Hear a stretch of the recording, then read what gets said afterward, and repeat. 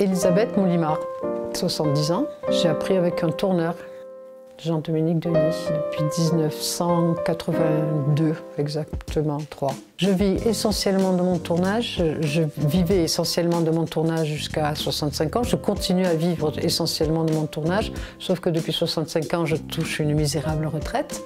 Donc je suis retraitée active. Je fais de la formation très peu et essentiellement à la demande et sur des rencontres plutôt avec les gens.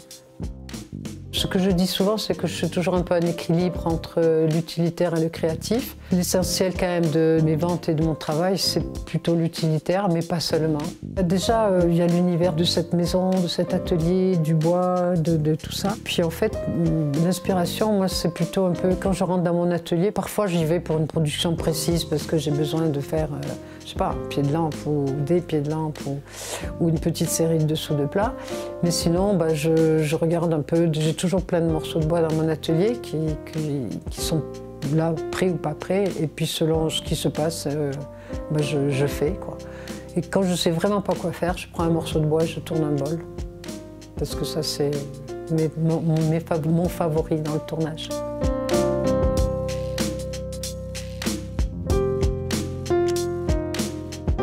Je vends l'essentiel de mon travail ici, ce qui fait que je me suis beaucoup adaptée à ce lieu, justement, en restant dans des prix raisonnables et en restant plutôt dans l'utilitaire. Puis de temps en temps, je me fais des pièces qui me font plaisir et que j'ai un peu plus de mal à vendre, mais que je finis toujours par vendre un jour ou l'autre. Mais bon.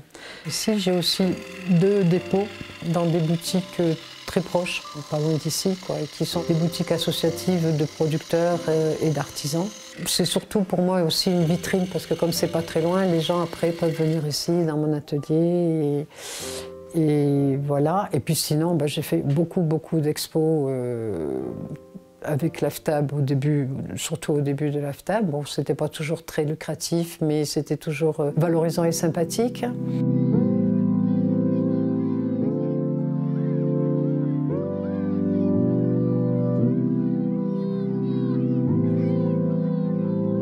Alors j'ai essuyé un peu beaucoup de plâtre aussi, mais bon, puis à une époque j'étais très enthousiaste pour partir en expo. Maintenant j'en ai un peu marre parce que d'abord j'ai toujours un éclairage complètement merdique, ça voilà, le côté technique des choses.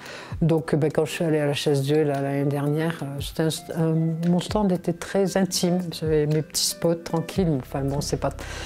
Des fois, je me dis que c'est pas très sérieux, quoi. Mais je suis incapable d'installer, de monter, et puis il n'y a jamais personne qui m'a dit « moi, je te le fais ». Moi, j'attends ça un peu, des fois comme « bon, je le fais très bien, vas-y ». Mais bon, voilà, ça c'est mes limites un petit peu techniques.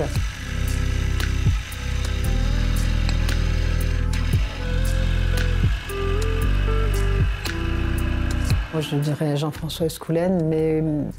En fait, j'ai jamais réellement fait de stage avec Jeannot, ce qui est troublant. Sauf qu'à un moment donné, on avait créé un groupe de femmes tourneuses qu'on appelait les Lulu Tourneuses. On était 5 femmes. C'est Jeannot qui avait créé cette histoire-là. On a même fait une conférence Arc et Sonnant là, en 2006 et tout. Mais j'ai jamais appris avec Jeannot. C'est son travail, c'est son humanisme, c'est comment il nous a tous fédérés. Hein, parce que si on est... même si toi t'es là aujourd'hui, c'est quand même grâce à lui aussi. Hein, parce que... Et c'est lui le premier qui a dit on va sortir de nos ateliers où on est tout seul depuis des années. Et donc ça, c'est vraiment, pour moi, c'est un peu mon phare. Après, ça, c'est un peu quelque chose dans le cœur, quoi. C'est Michael Ozalok, avec qui j'ai fait des stages, et puis que je trouve que c'est une très belle âme, quoi. Et tu vois, pour moi, c'est son regard clair, bleu, là, puis généreux, quoi, vraiment généreux. Et un troisième nom, Jean Do, parce que c'est quand même lui qui m'a permis d'arriver dans ce monde-là. Donc, oui, ce serait le troisième. Ouais. Moi, j'ai pratiquement jamais été confrontée à du machisme dans le milieu des tourneurs. Et pourtant, quand j'allais faire des stages où il n'y avait que des hommes, c'était pas simple pour moi. Il y avait toujours un moment où l'émotion me montait. Il y avait toujours quelqu'un qui me passait le Kleenex, mais toujours avec gentillesse et sans désobligeance, si ça arrivait. Vraiment, j'ai eu beaucoup de contacts et je trouve que c'est pas du tout un milieu machiste. Et par exemple, des fois, on me dit ouais, mais ça, c'est le travail d'une femme, quand les personnes qui sont dans mon expo. Moi, je dis toujours, devant 2 pièces de tournage ou même sur une expo ou sur quelque chose, je suis incapable de dire que c'est le travail d'un homme ou d'une femme.